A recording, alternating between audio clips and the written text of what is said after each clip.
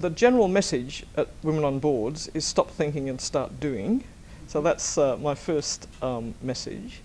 My second message is have a chat to either Dan or myself just to talk through what you think your objectives are and what you think you might get out of it.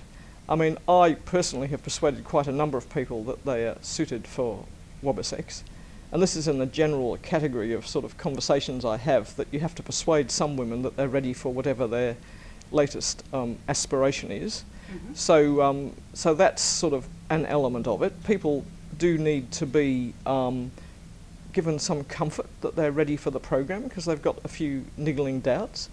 And it would seem to me that once they get onto the WOBSX program, then those worries sort of evaporate as they get into the sessions and doing the work.